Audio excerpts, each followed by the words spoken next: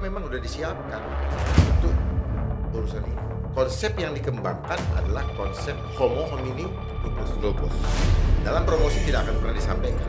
Yang disampaikan ini adalah perkembangan teknologi, termasuk yang ngejebok, yang kita kenal dengan namanya hacker. Dia pikir nggak ketahuan kalau mau ditangkap.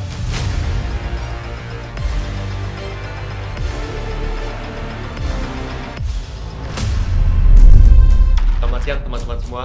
Pada saat ini kita akan membahas mengenai kejahatan cyber dan keamanan data pribadi. Namun saya tidak sendiri karena sekarang saya sudah bersama seorang perwira tinggi dari Polri. Beliau juga sempat menjabat sebagai Wakil Kepala Badan Cyber dan Sandi Negara. Inilah Komisaris Jenderal Polisi Dharma Pongrekun. Selamat siang. Bagaimana Bapak? Sehat kabarnya Pak? Amin. Saya sehat. Alhamdulillah.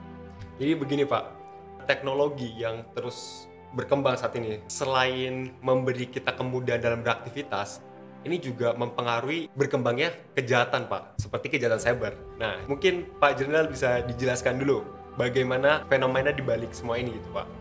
Mengapa kejahatan cyber ini bisa terjadi dan bagaimana sih mereka merancang apa mens rea-nya, kemudian diturunkan, dikonkretisasikan menjadi aktor. Silakan Bapak. Baik, makasih. Pertanyaan yang disampaikan oleh Adinda ini sering ditanyakan orang. Kita harus tahu dulu bahwa ruang cyber adalah ruang yang sengaja didesain untuk membentuk karakter-karakter jahat dari para penggunanya. Dalam promosi tidak akan pernah disampaikan. Yang disampaikan ini adalah perkembangan teknologi yang memberikan manfaat kepada kita, baik itu kemudahan, kenyamanan, kecepatan mencari informasi, Efisiensi dan sebagainya, yang menjadi cara untuk merayu kita awalnya untuk menggunakannya. Tetapi kalau kita lebih paham untuk melihat kedalamannya, maka ruang cyber atau kita kenal dengan dunia maya adalah dunia fake atau dunia kepalsuan. bias. Kepalsuan, karena tujuannya itu.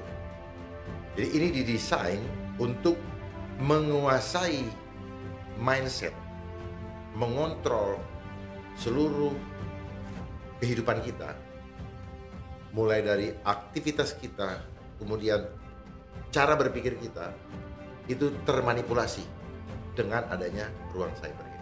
Nah, kalau kita bicara masalah kejahatan cyber, tadi saya sudah terangkan bahwa cyber adalah ruang maya yang menjadi ruang permainan kejahatan yang sudah didesain oleh pengendali sistem agar kita masuk di dalam jebakan Batman tanpa sadar melakukan kejahatan-kejahatan yang kita sendiri bahkan tidak sadari. Contoh yang paling gampang adalah program 360. Di mata Tuhan itu sudah perbuatan jahat. Kita sedang memanipulasi diri kita untuk recreation warna kulit atau bentuk tubuh hanya dengan aplikasi. Tanpa sadar, kita menganggap bahwa ini bukan gue, tetapi ini kan aplikasi. Ini pelan, tapi pasti sudah membuat kita, belum lagi aplikasi-aplikasi yang lain. Nah, kejahatan itu apa sih? Itu adalah perilaku atau perbuatan yang jahat, ya, yang sifatnya jahat.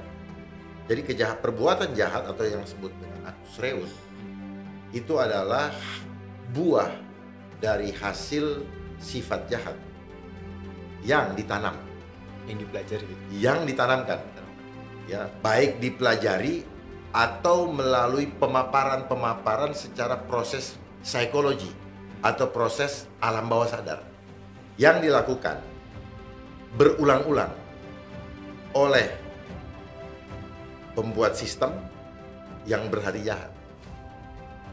Dan orang yang mengikutinya, orang yang melihatnya, orang yang mengalami proses tersebut akan terobsesi karena ada reward, baik itu ketenaran, ya, fame, kesenangan hidup dan sebagainya.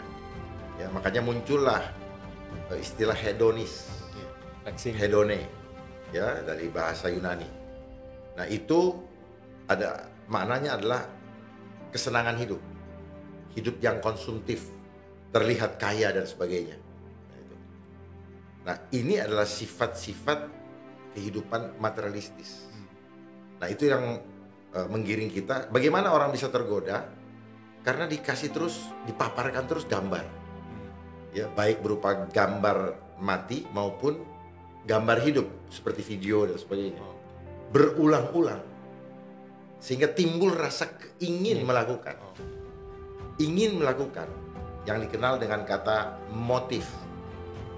Motif berasal dari bahasa Inggris motif, yang akar katanya adalah bahasa Latin movere. Ya. Nah, itu adalah keadaan yang mendorong kekuatan yang ada di dalam diri manusia, yang mendorong untuk melakukan suatu perbuatan atau tidak melakukan perbuatan. Itu motif. Nah, motif ini tadi terjadi karena ada penanaman sifat jahat yang didesain melalui sistem. Terutama yang kita alami adalah diawali dari sistem edukasi, di mana terjadi kompetisi. Oh iya, betul. Ya, kompetisi, kemudian ukurannya adalah angka, nilai. Angka. Kenapa sistem edukasi kita seperti itu? Karena konsep yang dikembangkan adalah konsep homo homini lupus. Kemudian dimanifestasikan dalam bentuk kurikulum. Ya, kurikulum, di mana kurikulum ini tujuannya adalah menciptakan atau membentuk, mengkondisikan sifat worker, sifat pekerja, sifat buruh di dalam jiwa kita. Itulah kenapa kita disuruh sekolah untuk mendapatkan sertifikasi yang disebut ijazah. Sebagai bentuk kita siap untuk menyerahkan otoritas kehidupan kita kepada yang lebih berkuasa, dalam hal ini yang menggaji kita. Jadi tanpa sadar kita sudah masuk ke dalam pendidikan yang memiskinkan nurani itu. Dengan cara apa? Menakut-nakuti lewat sistem. Takut nilainya jelek, takut di ini, takut. Selama kita sekolah, takut. Hasilnya seperti yang kita lihat sekarang, kita semua menjadi penakut, terutama kepada urusan aurat. Iya.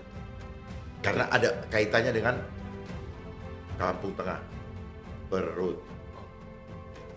Berarti sebenarnya kalau saya lihat kita semua ini kan dikendalikan, kita juga dijebak, dikondisikan.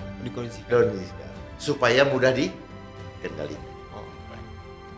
Lalu kalau menurut Pak Jenderal nih, bagaimana cara kita untuk mengatasi dan menanggapi hal tersebut, Pak? Ya harus paham dulu akarnya. Selama ini kita hanya ribut menyelesaikan kebakaran jenggot, menghadapi dampaknya, tanpa mencari tahu apa akarnya. Di mana-mana penyelesaian masalah, kalau hanya pemadam kebakaran, tapi tanpa mengetahui, tanpa mencari atau menyelesaikan akar masalahnya, maka akarnya akan merambat kemana-mana. Kalau dalam istilah kesehatan medis disebut apa? Disebut komplikasi. Makanya sekarang kondisi bangsa kita sudah komplikasi, sudah ya carut marut. Karena desain pengkondisian keadaan itu berlangsung sudah cukup lama, berjalan panjang, dan begitu masif. Jadi penggunaan ruang cyber ini tujuannya apa? Untuk mempercepat masif. Masif itu apa? Intensitasnya tinggi, skalanya besar, sekali spread, sekali di blast, semua orang ketangkap. Semua orang kedoktrin. Apalagi hari ini saya melihat suatu postingan Bang Deddy Kobuser yang mulai gelisah dengan keluarnya perpres mengenai, kalau nggak salah mengenai media, bahwa akan diatur oleh satu perusahaan swasta. Iya. Ya. Iya, betul. Nah, mulai resah kan? Iya. Jadi kita nggak sadar bahwa selama ini mungkin podcast, media-media dipakai oleh sistem untuk mendengung-dengungkan program-program yang sebenarnya tujuannya bukan untuk kebaikan bangsa atau rakyat. Karena yang saya tahu, hampir semua program yang dipropagandakan muluk-muluk tujuannya adalah sebaliknya. Bukan untuk kebaikan. Hanya untuk menguntungkan mereka saja. Oh ya jelas, itu kan namanya tipu daya. Iya. Berpura-pura manis, tapi dibalik itu menusuk. Kira-kira begitu. Contoh, Sustainable Development Goals. Oh iya, sedikit. Ya. Itu dicanangkan terus, orang suruh hafalin. Contoh, mengentaskan kemiskinan rakyat. Udang di balik batunya apa? Mau memiskinkan rakyat sampai habis. Supaya rakyat apa? Minta makan kepada negara. Lalu bagaimana kalau misalnya gini? Kita kan dari kecil sudah mengenal dunia pendidikan gitu kan. Dikenalkan. Oh, oke. Tapi kalau misalnya pun kita tidak mengikuti hal tersebut, itu bagaimana Pak? Nggak apa-apa, buktinya yang gaji kalian juga yang nggak sekolah. Itulah yang namanya doktrin. Kita ketakutan keluar dari sistem. Sehingga membuat kita nggak percaya kepada yang mempunyai sistem kehidupan kita. Sistem yang membuat saya hidup adalah sistem surgawi, bukan sistem dunia. Tapi Ade dan banyak orang begitu takut dengan sistem dunia. Padahal sistem dunia membawa kepada kematian, tapi sistem surga membawa kepada kehidupan yang kekal. Nafas Ade bukan dari dunia. Bukan dari mereka-mereka yang bikin peraturan dan undang-undang. Sampai sekarang, mana kita lebih takut kepada yang memberikan nafas kehidupan atau kepada mereka yang menakut-nakuti kita untuk tidak hidup kalau tidak ngikutin mereka. Lalu bagaimana dengan kaitannya dengan teknologi Pak? Teknologi yang saat ini terjadi kan ya banyak kita menggunakan HP. Ya, itu kan digiring. Itu kan digiring karena dia mau menciptakan ekosistem baru. Makanya dibilang social engineering. Ya. Supaya komunitas kehidupan masyarakat ini tercipta sesuai dengan agendanya mereka. Orang yang pakai HP udah nggak peduli dengan bangsanya. Karena terbangunlah karakter apa? Hedon. Pengen selalu hedon. Kemudian apa lagi? Apatis. Apatis. Pengecut. Beraninya ngoceh-ngoceh di media sosial dengan akun anonymous. Itu kan diciptakan. Kenapa anonymous? Dia pikir nggak ketahuan. Ketahuan kalau mau ditangkap. Karena yang ditangkap diajarin oleh yang punya sistem. Termasuk yang ngejebol, yang kita kenal dengan nama hacker. Dia nge-hijack, dia nge-hacking. Yang ngajar juga yang bikin sistem. Supaya kita riweh, supaya kita ribet, ya, pusing, anxiety, khawatir. Akun gua di-hack, ini hack, kalau udah nggak gini, habis gua cari makan di sini dan sebagainya. Bodoh sekali. Kehidupan nyata dunia yang begitu luas ini kita tinggalkan, kita bermain dengan imajinasi. Dan lembaga yang ada yang punya otoritas untuk mengatur ini, dia membiarkan ini terjadi. Karena lembaga ini ada untuk merekayasa kehidupan di suatu negara melalui media sosial, melalui teknologi ini. Saya tidak perlu sebutkan lembaganya mana. Ya.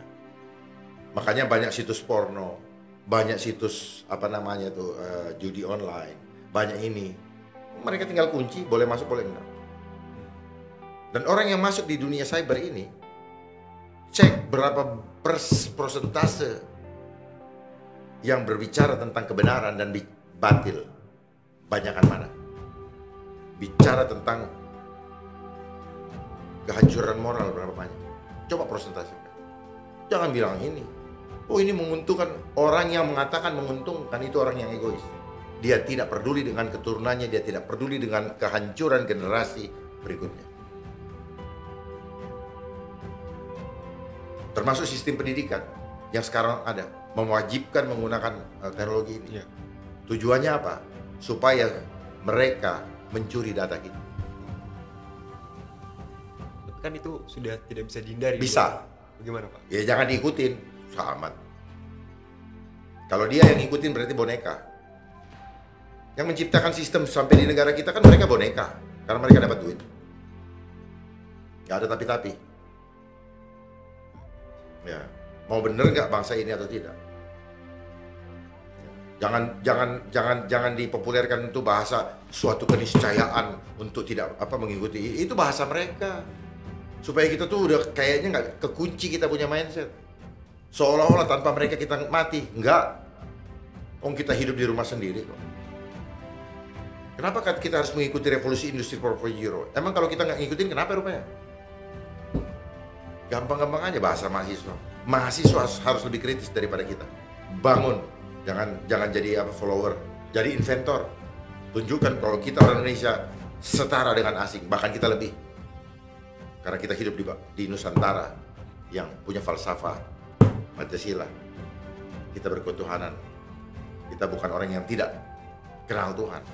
Dengan kita mengenal Tuhan, kita tahu bahwa kita punya kuasa untuk menguasai dunia ini. Bukan kita dikuasain kayak sekarang. Ya. Karena orang yang tidak berkuasa akan terlihat bahwa dia penakut. Gue terkait kebocoran data pribadi Pak. Jadi kan saya mungkin dan semua orang juga pastinya sudah memiliki media sosial. Bahkan saya menghubungi Bapak pun menggunakan media sosial gitu ya Pak. Dan begini Pak, saya melihat bahwasannya kita ini kan sebenarnya sebagai konsumen ya ketika menggunakan teknologi tersebut. Karena misalnya kita menggunakan internet harus beli kuota pada operator, kita menyerahkan data. Hingga pada saat kita melakukan pendaftaran SIM card itu harus menggunakan NIK. Nah, kalau terjadi kebocoran data Pak, ya kan, saya melihat bahwasannya ada beberapa lembaga yang saling mendapat tanggung jawab gitu Pak. Karena memang mereka disiapkan untuk tidak bertanggung jawab. Lalu, jadi nggak usah diminta pertanggungjawaban. Memang begitu bahasanya. Kan munafik. Kan disiapkan menjadi pengecut, munafik dan sebagainya. Coba cek, mana ada yang jantan. Kita dididik munafik kok. Udah ketahuan korupsi, terus aja terus. Udah ketahuan begini ya terus aja terus. Lebih banyak pencitraan untuk menutupi kebusukan dengan media sosial. Ada yang bagaimana, kita percaya aja. Ada yang ada di mobil misalnya Ferrari, kita pikir punya dia, padahal dia pas lagi parkir aja kan gitu. Ya kan, dia kirim ke kampungnya. Buat flexing ya Pak? Ya buat flexing. Ada yang flexing, ada yang memang dia tidak tenang kalau tidak mengumumkan kepada dunia ini bahwa dia orang kaya. Makanya ini saya bilang ini adalah alat jebakan Batman. Lihat aja kehidupan di media sosial, orang menunjukkan auratnya dengan tidak lagi malu-malu. Di mana moral bangsa? Ini akibatnya. Ini yang dibilang manfaat. Jangan egois melihat manfaat. Manfaat yang kita rasakan ini hanyalah apa? Jebakan Batman untuk membuat kita hancur.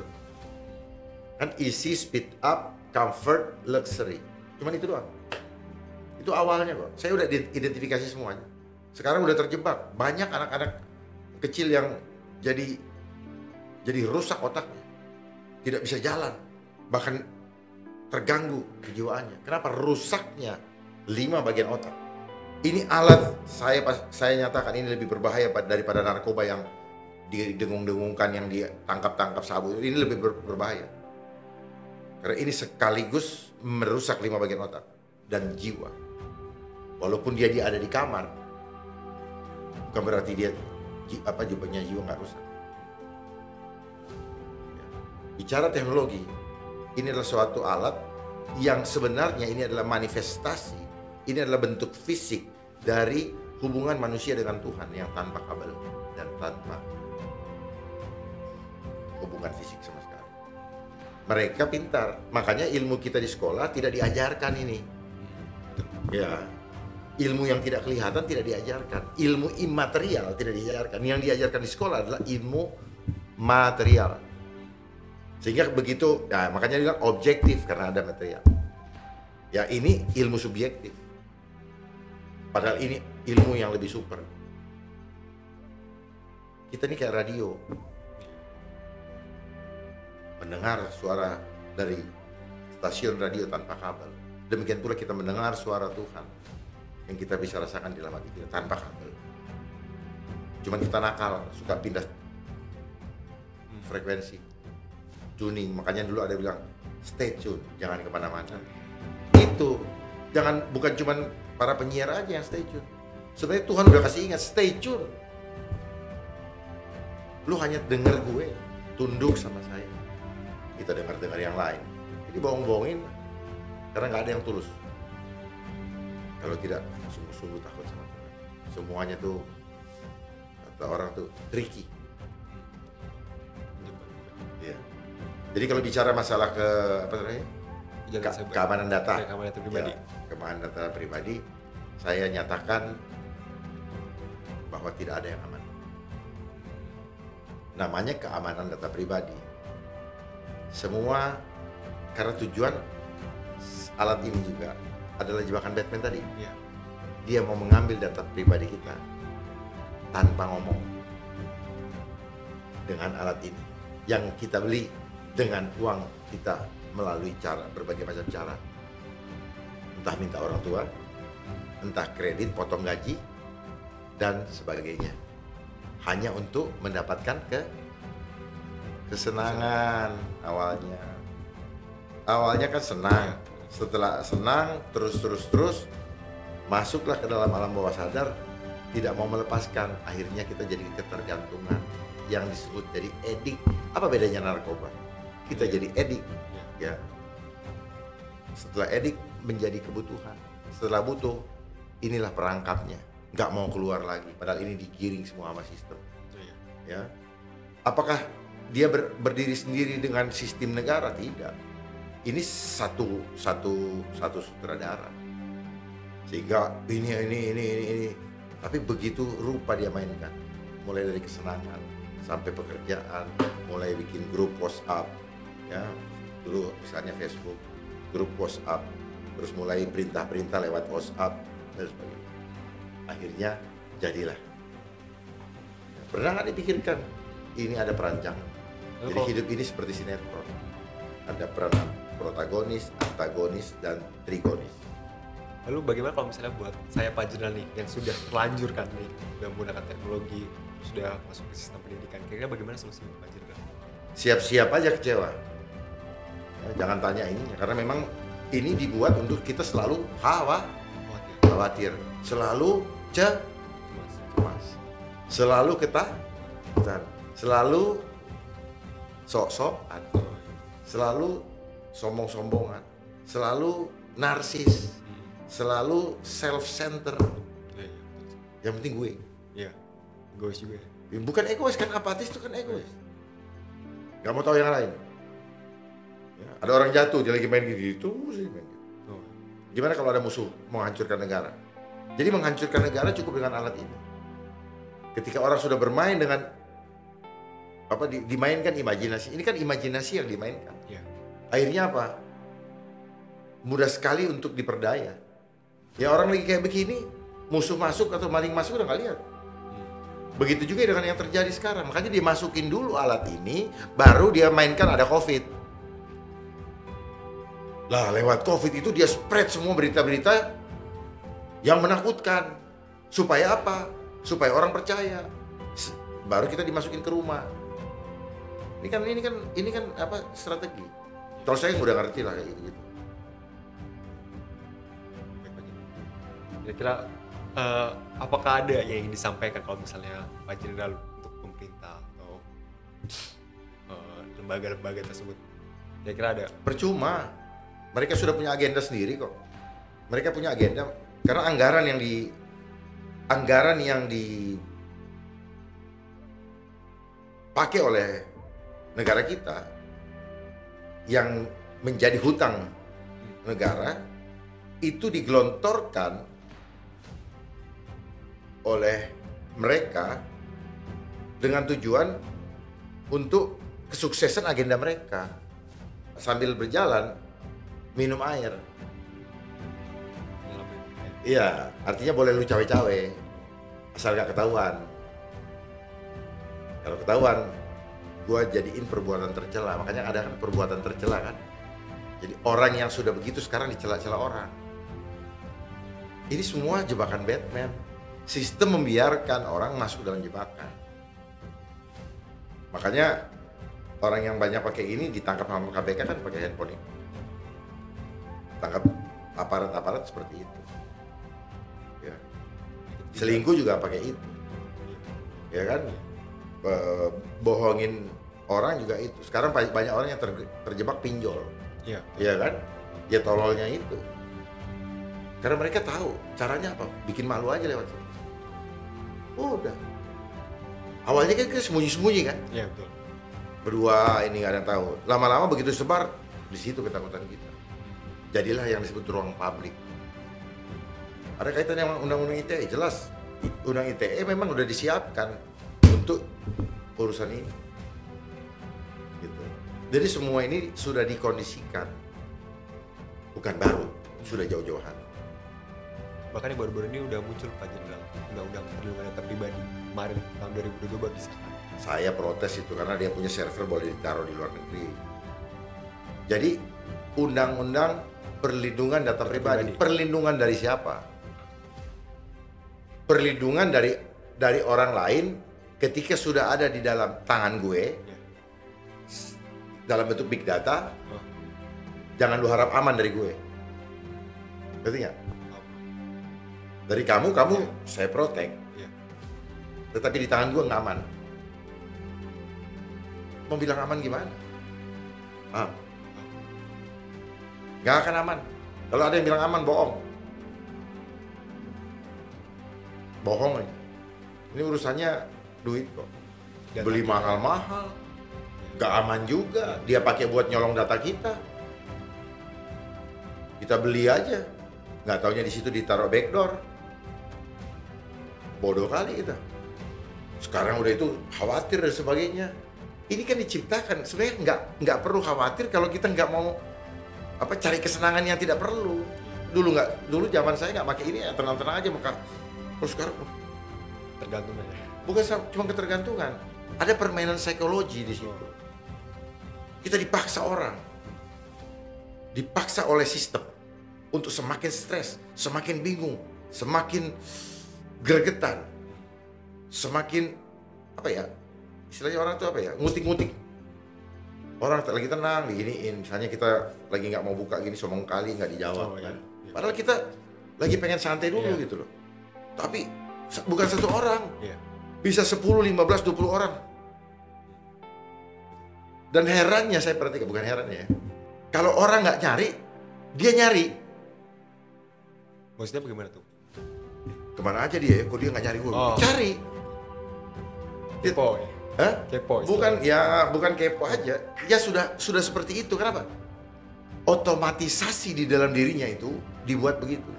Dan dia cari karena dia sudah badannya sudah dibikin begini. Apalagi ya cari. Sementara dia bertemu dengan kawannya nggak diajak ngomong, dia nyari yang lain yang nggak ada di situ. Coba. Ya, kenapa bisa terjadi seperti itu? Fenomena apa nih? Ini kan permainan proses psikologi di alam bawah sadar yang bermain dengan imajinasi dia. Kemana ya sih itu ya? Apa kabar kamu? Ini temennya janjian di depan nggak diajak ngomong. Temennya juga sama, maklum juga. Seolah-olah ya sudah seperti itulah. Kehangatan dalam keluarga juga hancur. Tapi ya sudah lumrah. Dan sebagainya. Jadi tujuannya menghancurkan moralitas manusia. Supaya apa? Supaya mengecewakan Tuhan. Ini teknologi ini adalah dipakai oleh sistem Dajjal untuk mengendalikan manusia. Mengambil alih kendali manusia dari Tuhan. Banyak sekarang orang lalai akan ibadah. Bukan lalai, dibikin lalai. Jadi lalainya tuh dibikin. Gitu. Jadi iblis tuh metodenya begini. Ini namanya mode demonik. Demonik itu setan. Jadi kehidupan kita ini kalau yang tidak paham secara benar dan mendalam, itu pasti ya kan sudah begini. Iya, karena dia nggak paham. Gitu.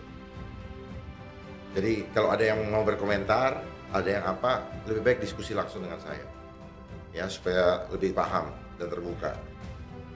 Termasuk selama kita sekolah, ternyata dia mencoba menutupi kebenaran, sehingga kita tidak pernah kenal siapa diri kita. Kita tidak kenal jati diri kita.